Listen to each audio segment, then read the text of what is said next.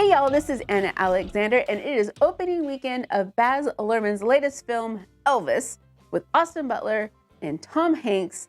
And when I heard this film was coming out, for some reason, I was really apprehensive. And I couldn't figure out why I was nervous about this film.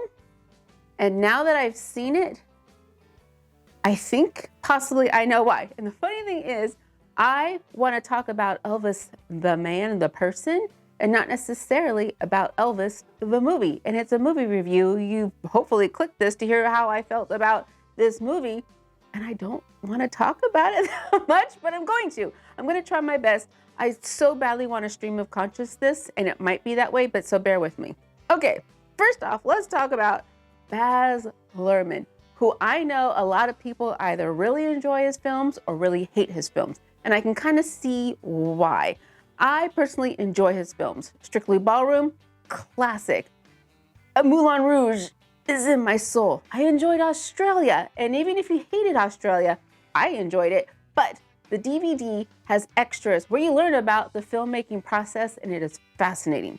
So I know when I go into a Baz Luhrmann film, it's going to start off, it's going to be very loud.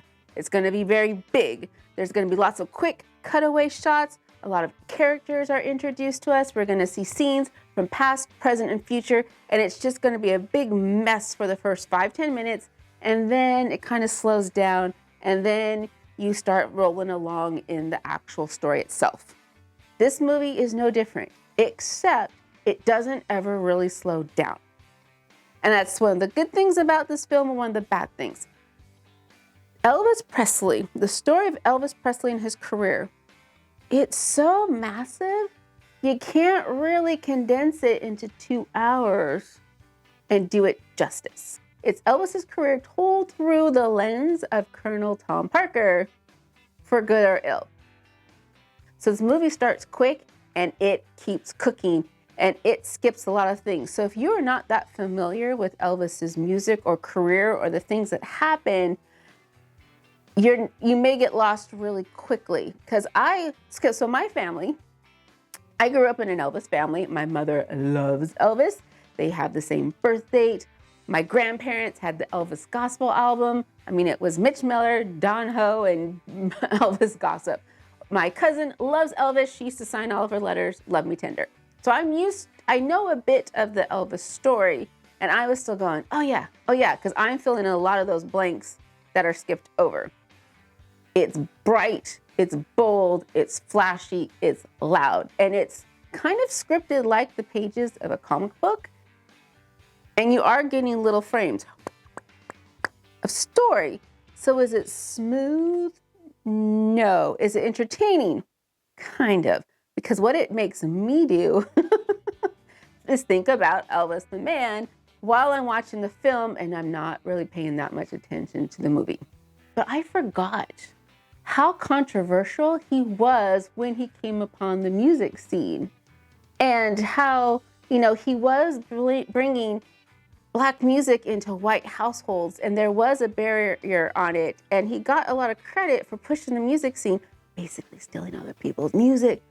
But that's what was happening. That was, at the time, this was the music he enjoyed. He wanted to play it, so there it was. So it was kind of a little bit more palatable on a white guy. You forget those controversies. You forgot he was pushing the borders on sexuality and decency and family values.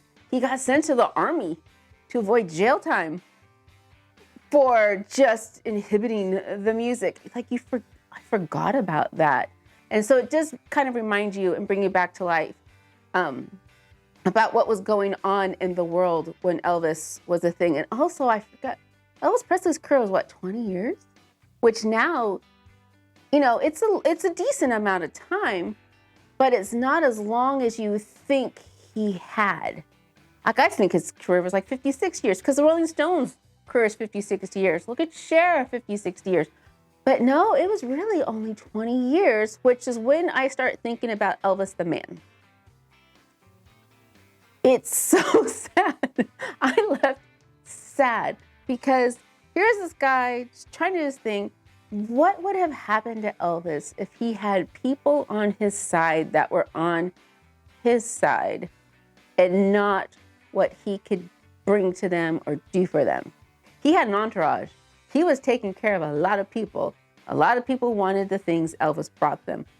What would have happened if he had somebody on his side who actually encouraged him to do with what he wanted?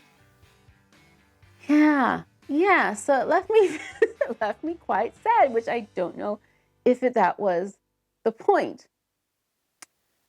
And because they're trying to condense so much, it glosses over a lot of the really bad stuff in Elvis's life, because he wasn't squeaky clean altogether. No, he had some troublesome behavior. And so do we get into that at all? No, nowhere close as you could have, maybe should have.